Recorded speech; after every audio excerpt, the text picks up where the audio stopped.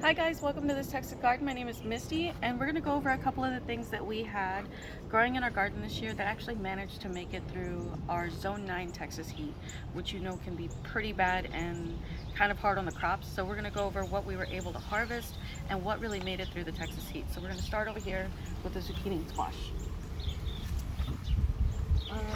We tried growing out zucchini, yellow squash, costata romanesco zucchini, and the Cushaws. And the Cushaws were what made it through the bulk of the heat and survived the squash vine borers, which were really hard on our crops this year, really hard. And it's really hard to keep them at bay and to keep them away. But as you can see, our Cushaws did really, really well. Here we've got one of our larger ones that's still hanging on a vine that we're going to be harvesting today. And over here we've got another.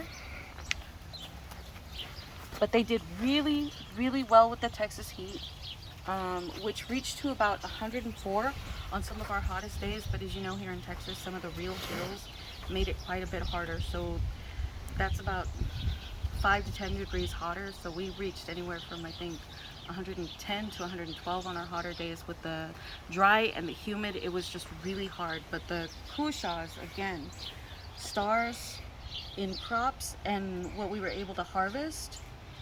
I'm just going to give a quick shout out to our costata romanescos. I don't have any available to show you guys today, but they did really, they harvest really big, and the flavor's great on them. So I just want to put a special shout out, and if you can keep the squash vine borers away, they're really worth it.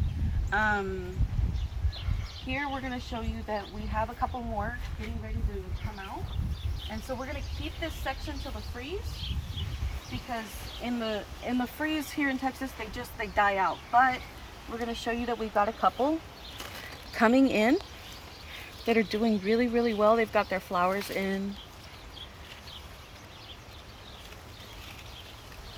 and they're coming along, and so we're going to make sure that we keep this section as the summer goes along. Oh, I'm sorry, I know my hand's in the way. Let me try again. There we go. So we do have a couple coming in on this section, and it's really good. We get a lot of good sunlight over into this section. But once we harvest these two, we're going to be going ahead and removing this section so that our tomatoes can get some more sunlight. These three here are Roma tomatoes. This is our blackberry here. It's doing really well. We haven't been able to harvest anything from it just yet. That's another Roma, but you see this one's quite a bit taller than our other three over there, and the reason is because this one is able to get a lot more sunlight. We were trying really hard to get our zucchinis and squash to produce, and so with that we ended up blocking a bunch of the sunlight from those three back there. So now that we're going to harvest these two, we're going to be able to pull out a bunch of this side so that we can get a bunch of sunlight back there, and we can get them growing like these. This one back here is doing well because it does get a lot of sunlight, but it didn't produce very well during the heat. And this is a big beef tomato. From the Romas, we did get quite a good harvest in the early summer, but when the heat really set in, they kind of stopped producing on us. But we did get a couple here and there, and that moves us over to our star for the tomatoes. And these ones are called Sun Gold Cherry tomatoes. And you can see all these flowers here, these beautiful yellow flowers. And that's how you know how well this produces for us, because all these little flowers eventually turn into little fruits. And as you can see, we do have a couple up there that are doing really well. We'll be harvesting those here soon.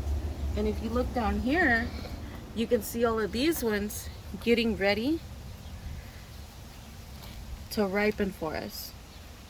And we love these for our eggs.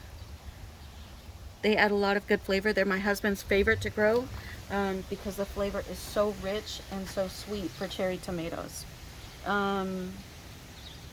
in a little bit, we're going to show you a cutting actually. If you guys don't want to start from seeds, because the freeze kills a lot of this crop, a lot of the crop. So all the tomatoes, all the zucchinis, they're all going to go with the freeze. And it's hard when you want to keep growing stuff.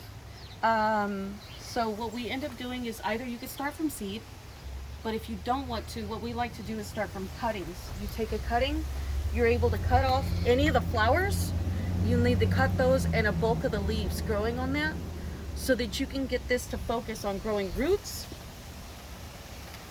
like this. If you just set it in a bowl of water, clean it out every 2 days, and just keep that submerged, keep it away from the wind and everything, it'll start to grow roots. And then eventually we'll be able to repot that and make it so that we're not starting from scratch altogether, which makes it easier for us to get the crop go back to producing, especially earlier on in the spring, and really get it set up for us to go and produce these nice walls of tomatoes that we get. From there, we're going to move on to the peppers. This one over here is our Jimmy Nardello. And while they're good, you see that it's still kind of a small plant. And that's because once the Texas heat kicked in, it stopped producing and we weren't able to get much from it. This one was able to survive at least one pepper. Just a touch real quick on the squash vine borers. This plant right here, we were able to salvage because my husband had moved it, but that hole you see there is from one of those nasty squash vine borers that was able to get in there. And when my husband moved the plant altogether, he was able to dig out that and salvage the plant itself, but it really harmed our production of produce from that plant. So it made us harder. Over here, we're going to cut by our jalapenos that we're going to touch on again here in just a second. And we're going to come right quick over to these bell peppers. Now, bell peppers we did enjoy to grow. We got a couple from it, but once the Texas heat set in again, it was really hard on them. They stopped producing altogether. And now that the heat's died down, we're able to get a couple of fruits here and there. And it's coming along pretty well. You see the pretty color there. And again, great to cook with. And then our stars were these amazing jalapeno plants. They're so resilient in the Texas heat. As you can see, there's so many on just this one. Just this one plant. So many. Hopefully you can see all of those. And I love to use them in a lot of my cooking. We use them for rice whenever we're making Mexican rice. They're so prolific and kind of self-sustaining. So they're really good to grow for the summer months. Here we have marigolds growing, and that's just to help keep some of the pests away. They're really good at keeping some of the bugs off the plants and allowing them to really produce that amount of crop that we get. Now the peppers, just for cooking's sake, because I like to cook, if you don't like heat much, which is what I don't like, I like the flavor, a little bit of heat, but I really can't take it so much.